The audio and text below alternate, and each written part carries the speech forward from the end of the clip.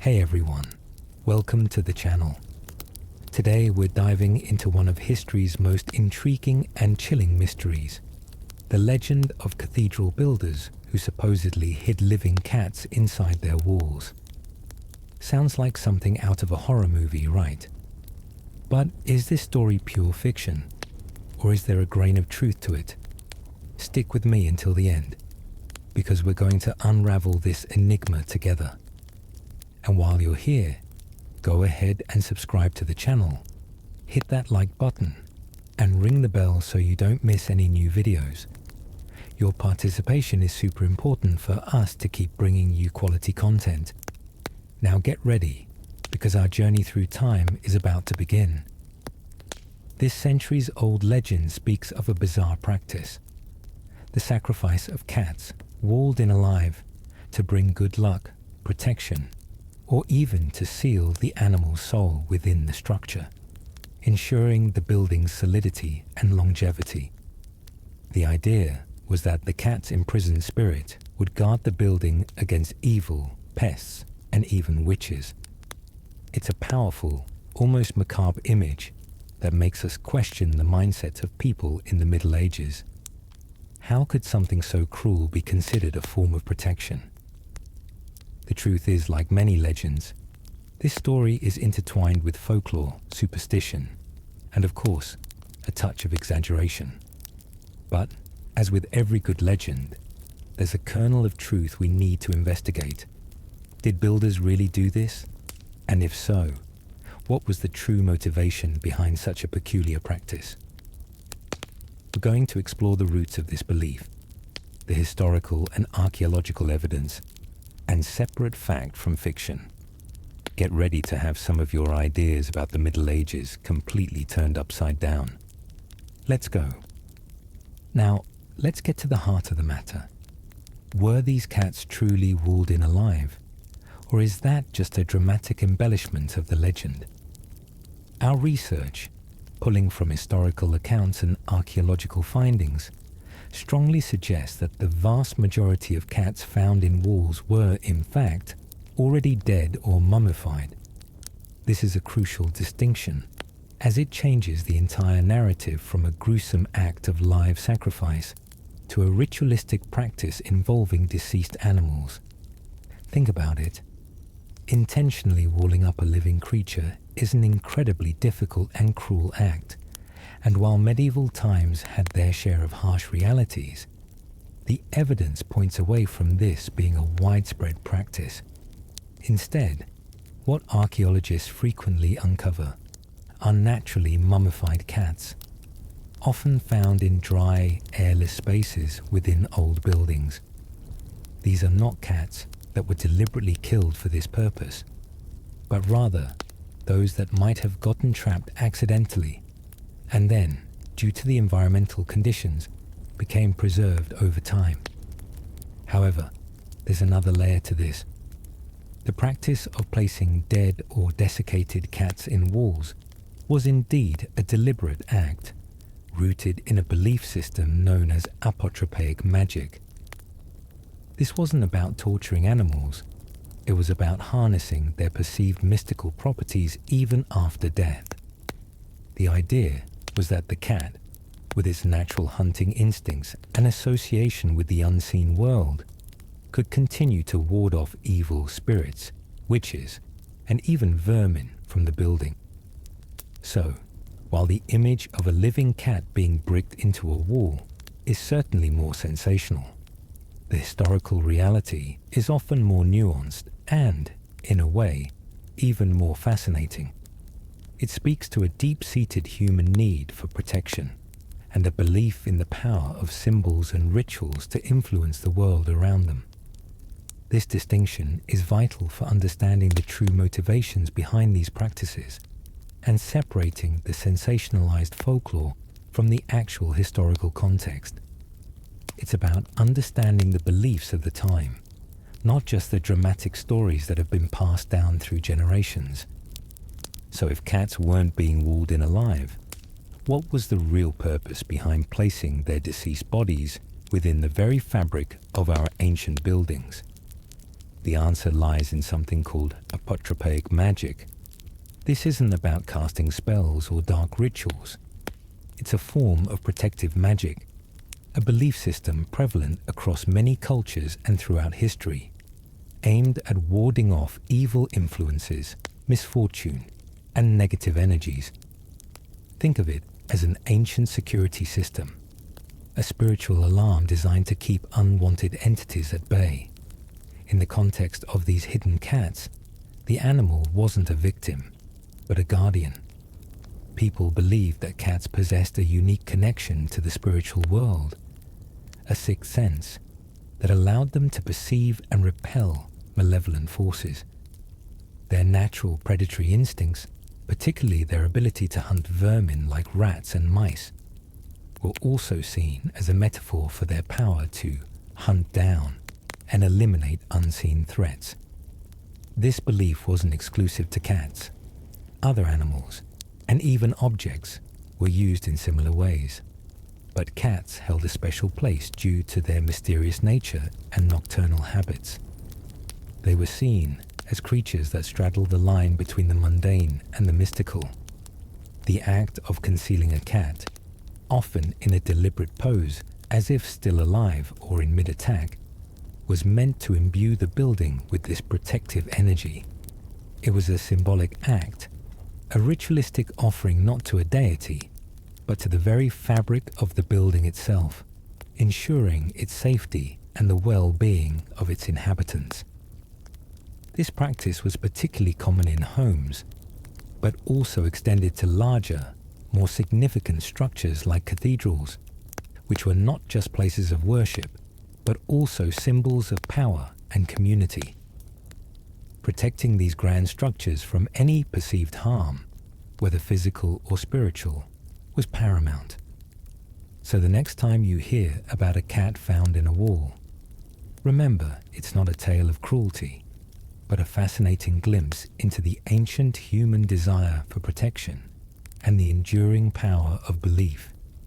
It's a testament to how our ancestors used every available means, even the seemingly bizarre, to create a sense of security in a world filled with unknowns. Now that we understand the concept of apotropaic magic, let's talk about where these concealed cats were typically found and the specific reasons behind their placement. It wasn't just a random act. There was a method to this protective madness. Most commonly, these mummified felines are discovered in areas considered vulnerable points of a building, places where evil or negative influences were believed to enter or exit. Think about it. Doorways, windows, chimneys, and even foundations. These were the perceived weak spots, the spiritual gateways that needed extra safeguarding. For instance, chimneys were a popular spot because, as we touched upon earlier, they were believed to be a route for witches or malevolent spirits to enter a home. Placing a cat there was like setting up a spiritual guard dog. Similarly, under floorboards, within wall cavities, or even beneath hearths were common locations. These hidden spots ensured the protective power of the cat was integrated directly into the structure, acting as a constant, unseen sentinel. The placement wasn't always about warding off witches or evil spirits alone. Sometimes the intention was more practical, albeit still rooted in superstition. Some theories suggest that cats were placed to deter vermin, either through their perceived spiritual presence or as a symbolic gesture. While a mummified cat wouldn't physically hunt mice, the belief in its protective aura might have been enough for those who practiced this ritual. It's fascinating to consider how these practices varied slightly across different regions and time periods. In some European cultures, the cats were found alongside other objects, like witch bottles or old shoes, forming a comprehensive protective ensemble. This highlights a broader tradition of ritual concealment, where various items were strategically placed within buildings to ensure the well-being of the inhabitants and the longevity of the structure. Each discovery of a concealed cat is like a tiny archaeological time capsule, offering us a direct glimpse into the beliefs, fears, and protective rituals of our ancestors. It reminds us that even in seemingly mundane architectural elements, there can be layers of hidden meaning and ancient magic. It's a powerful reminder that history isn't just about grand events, but also about the everyday superstitions and beliefs that shaped people's lives. Beyond the intriguing case of concealed cats, the practice of apotropaic magic extended to a variety of other objects, each with its own symbolic significance and protective purpose. Two of the most commonly found items alongside cats, or even independently, are old shoes and so-called witch bottles. These discoveries further illuminate the widespread belief in ritual concealment as a means of safeguarding homes and their inhabitants. Old shoes, often worn and well used, are frequently unearthed in hidden cavities within historical buildings. The theory behind their protective power is quite fascinating. It was believed that a shoe, having conformed to the shape of its owner's foot, absorbed their essence or spirit. By placing these shoes in vulnerable areas like chimneys, doorways, or under floorboards, they were thought to act as a decoy or a spiritual trap, luring evil spirits away from the occupants and containing them within the shoe itself. It was a personal form of protection, deeply connected to the individual who wore them. Then there are witch bottles, perhaps even more mysterious and deliberately crafted. These were typically glass bottles, often filled with a peculiar concoction of items: pins, nails, hair, urine, and sometimes even fingernail clippings.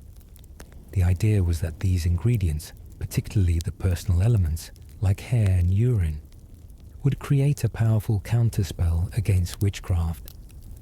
If a witch attempted to harm the occupants, the witch bottle would supposedly reflect the curse back onto them, causing them pain or discomfort. These bottles were often buried under the hearth, beneath the threshold, or within walls, acting as a potent magical defense. The discovery of these objects, whether cats, shoes, or witch bottles, paints a vivid picture of a world where the line between the physical and the spiritual was far more blurred than it is today. People genuinely believed in unseen forces and took tangible steps to protect themselves and their homes from perceived threats. These weren't just random items. They were carefully chosen and strategically placed as part of a deeply ingrained cultural practice.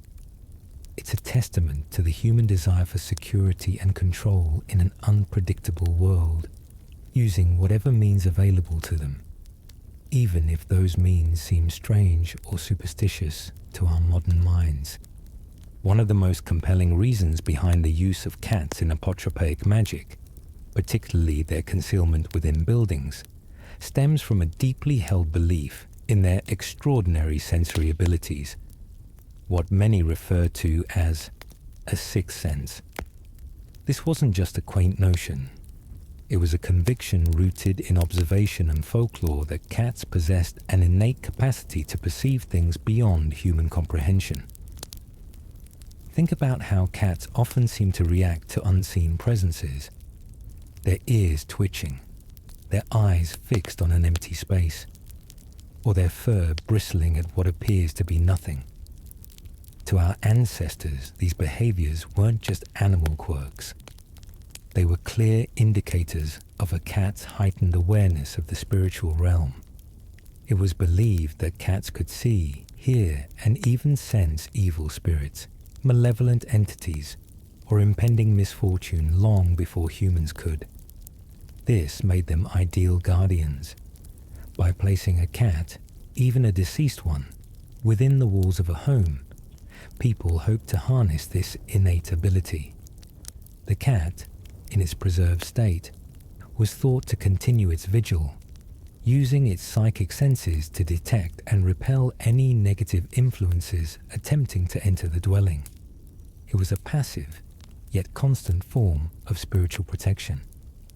Furthermore, cats were revered for their natural hunting prowess. Their ability to silently stalk and eliminate vermin like rats and mice was not only practical, but also symbolic. This skill was often extrapolated to the spiritual realm, where the cat was seen as a hunter of unseen pests, witches, curses, and bad luck. The act of concealing a cat, sometimes even posed as if in mid-attack, reinforced this idea of an eternal sentinel, forever vigilant against threats both seen and unseen. This belief in the feline sixth sense wasn't unique to medieval Europe.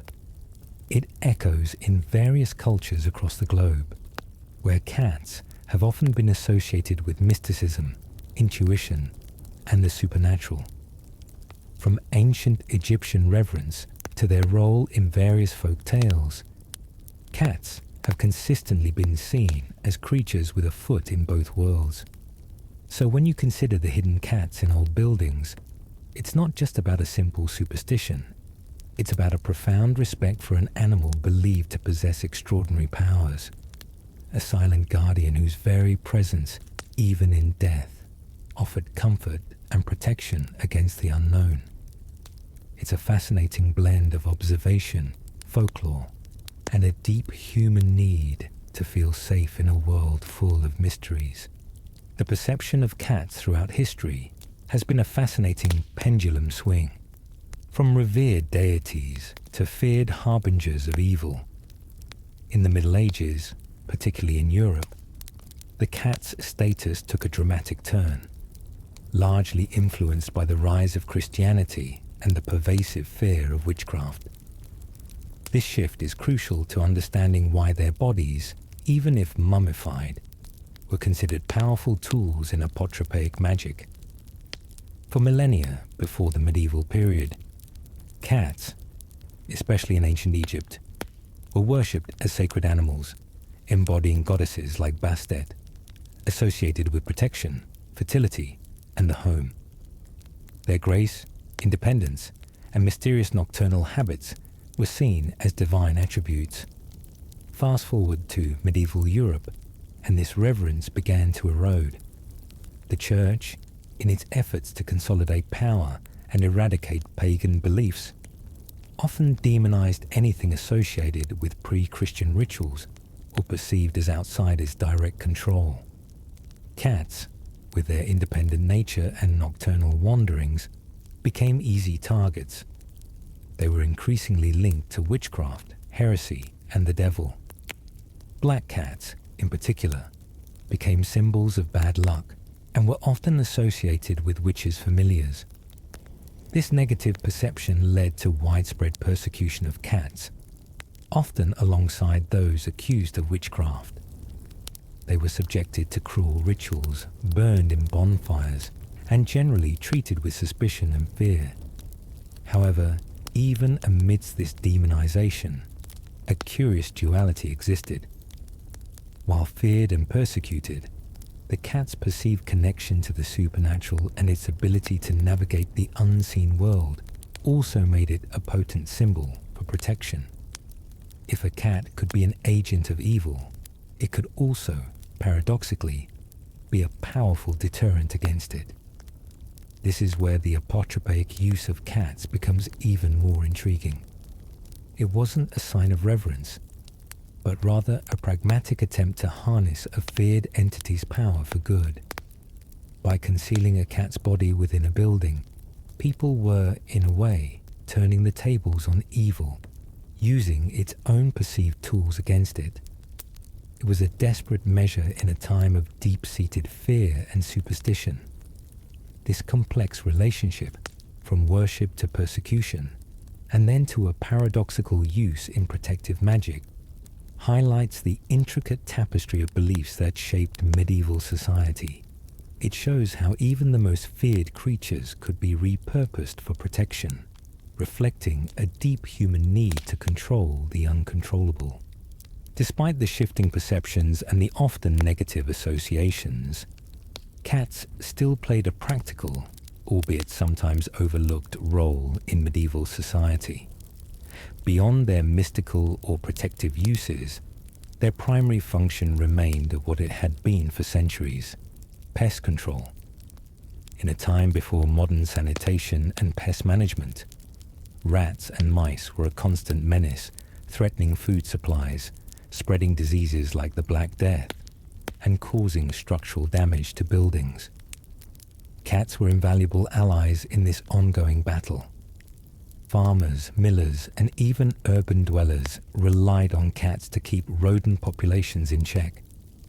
A good mouser was a valuable asset, and their hunting prowess was appreciated, even if their spiritual associations were viewed with suspicion. This practical utility likely contributed to their continued presence in human settlements, despite the religious and superstitious fears surrounding them. It's a classic example of necessity overriding prejudice.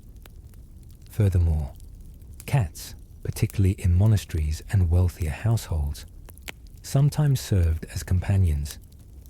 While not as openly celebrated as dogs, their quiet presence and independent nature could have offered a form of comfort. There are even anecdotal accounts and illustrations from the period that depict cats in domestic settings, suggesting a more nuanced relationship than the widespread fear might imply. However, it's important to distinguish between the practical role of living cats and the symbolic use of their deceased counterparts in apotropaic magic. The latter was a deliberate ritual, rooted in a complex web of beliefs about protection and the supernatural, while the former was a matter of survival and practicality. The dual nature of the cat in the Middle Ages, both feared and valued, is a testament to the complex interplay of folklore, religion, and daily life. It highlights how people navigated a world where the mundane and the magical were often intertwined, and where even a creature as seemingly simple as a cat could embody a multitude of meanings. Understanding this practical role helps us to further contextualize the phenomenon of concealed cats, showing that their presence in buildings wasn't solely about dark magic, but also about the very real challenges of medieval life and the ingenious, if sometimes superstitious, ways people sought to overcome them. While folklore and historical accounts provide a rich narrative, it's the archaeological evidence that truly brings the story of concealed cats to life. The discovery of these mummified felines in old buildings across Europe and North America offers tangible proof of this fascinating practice. But what does the science tell us about these finds?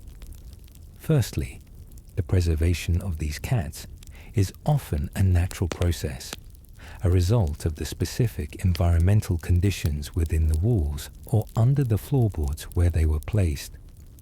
The dry, dark, and oxygen-deprived spaces acted as natural desiccants, preventing decomposition and leading to the mummification of the bodies. This is why many of these cats are found in such remarkably preserved states, sometimes with fur and even whiskers still intact. Secondly, archaeological examination of these specimens often reveals crucial details about the practice itself. For instance, the positioning of the cats can be highly significant. Some are found in a curled-up sleeping position, suggesting they may have gotten trapped accidentally. However, others are found in more deliberate poses, such as in mid-attack, with their mouths open and claws extended. This strongly suggests a ritualistic placement, intended to create a sense of eternal vigilance. Furthermore, the presence of other objects alongside the cats, like witch bottles or old shoes, reinforces the idea of a deliberate protective ritual. These combinations of items, found in specific locations within a building, are too consistent to be mere coincidence. They point to a widespread and deeply ingrained cultural practice. The scientific analysis of these finds also helps to debunk some of the more sensational aspects of the legend. For example, while some accounts claim the cats were walled in alive, examination of the remains often shows no signs of struggle or trauma, suggesting they were already deceased when placed in the walls. This is a crucial distinction, as it shifts the narrative from one of live sacrifice to one of ritualistic concealment. The archaeological evidence, therefore, provides a vital bridge between the folklore and the historical reality. It allows us to move beyond speculation and to study the tangible remnants of this ancient practice. Each new discovery adds another piece to the puzzle, helping us to better understand the beliefs, fears, and protective rituals of our ancestors. It's a fascinating intersection of history, folklore, and science, reminding us that even the most seemingly bizarre legends can have a basis in real, tangible practices. The practice of concealing cats within buildings, though rooted in ancient superstitions and apotropaic magic, has left an enduring legacy that continues to resonate in modern folklore and popular culture. Even today, the discovery of a mummified cat in an old house can spark curiosity, wonder, and sometimes a touch of unease. This enduring fascination speaks to the powerful narrative that these hidden guardians represent. While the overt belief in witches and evil spirits may have waned in many parts of the world, the underlying human desire for protection and good fortune remains. The stories of concealed cats have evolved, transforming from literal protective rituals into intriguing historical anecdotes or even urban legends. They serve as a tangible link to a past where the supernatural was an integral part of daily life, reminding us of the different ways our ancestors sought to control their environment and ensure their safety. In some regions, the discovery of a concealed cat is still viewed with a mix of reverence and superstition. Some believe it brings good luck to the new inhabitants, while others might feel a sense of connection to the past residents and their beliefs. These finds often become local curiosities, sparking discussions about history, folklore, and the mysterious ways of the past. Furthermore, the imagery of cats, particularly black cats, continues to hold a prominent place in modern superstitions, albeit often in a simplified or distorted form. While few would intentionally wall up a cat today, the idea of a black cat crossing your path bringing bad luck, or a cat having 9 lives, are echoes of these older, more complex beliefs. These cultural remnants demonstrate how deeply ingrained certain animal associations have become in our collective consciousness. The legacy of hidden cats also serves as a valuable lesson in historical interpretation. It reminds us that practices that seem bizarre or cruel to our modern sensibilities were often rational and deeply meaningful within their own cultural context. It encourages us to look beyond the surface and to understand the underlying beliefs and fears that motivated such actions. So the next time you hear a tale of a hidden cat, remember it's more than just a spooky story. It's a whisper from the past, a testament to the enduring power of human belief, and a fascinating glimpse into the rich tapestry of folklore that continues to shape our understanding of the world. As we delve deeper into the fascinating world of concealed cats and apotropic magic, it becomes clear that these aren't just quirky historical footnotes. The stories and archaeological evidence surrounding these practices hold significant importance, offering us invaluable insights into the human condition across different eras. Firstly, preserving these stories allows us to understand the complex interplay between belief systems, daily life, and the built environment. They remind us that our ancestors lived in a world where the spiritual and the material were deeply intertwined, and where every aspect of life, from building a home to protecting it, was imbued with meaning and ritual. These practices weren't random acts of cruelty, but rather carefully considered responses to perceived threats and a desire for security in an often unpredictable world. Secondly, these narratives serve as a powerful reminder of the evolution of human thought and our understanding of the world. By examining how beliefs about animals, magic, and protection have changed over time, we gain a deeper appreciation for the progress of science, reason, and our evolving relationship with the natural world. It allows us to reflect on our own contemporary superstitions and rituals, and to see them as part of a continuous human effort to make sense of the unknown. Furthermore, the archaeological discoveries of concealed cats and other ritual objects are crucial for historical preservation.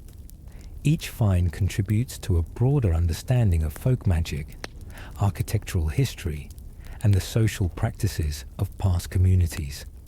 These tangible remnants provide direct evidence that complements written records, often filling in gaps where formal documentation is scarce or non-existent. They give voice to the everyday beliefs of ordinary people, not just the elite or the literate. Finally, sharing these stories, like we're doing right now, helps to keep history alive and accessible. It sparks curiosity, encourages critical thinking, and fosters a connection to our shared human heritage. It transforms what might seem like a strange, forgotten practice into a compelling narrative that resonates with our own desires for safety, meaning, and understanding. So, the next time you encounter a piece of folklore or historical oddity, remember the hidden cats. They stand as a testament to the enduring power of belief, the ingenuity of human adaptation, and the profound importance of preserving the rich, complex, and often surprising stories of our past. And there you have it, folks. We've journeyed through centuries of history, folklore, and archaeological discoveries to unravel the intriguing mystery of cats hidden within the walls of ancient buildings. What started as a chilling urban legend about living sacrifices has transformed into a nuanced understanding of apotropaic magic, a testament to our ancestors' deep-seated beliefs in protection against unseen forces. We've learned that these weren't acts of cruelty, but rather deliberate rituals involving mummified felines, old shoes, and witch bottles, all aimed at safeguarding homes and their inhabitants. We've explored the fascinating shift in the perception of cats, from revered deities to feared symbols of witchcraft, and their enduring practical role in medieval society. And we've seen how archaeological evidence bridges the gap between myth and reality, offering tangible proof of these widespread practices. This journey reminds us that history is rarely black and white. It's a rich tapestry woven with threads of belief, fear, ingenuity, and a constant human desire for security.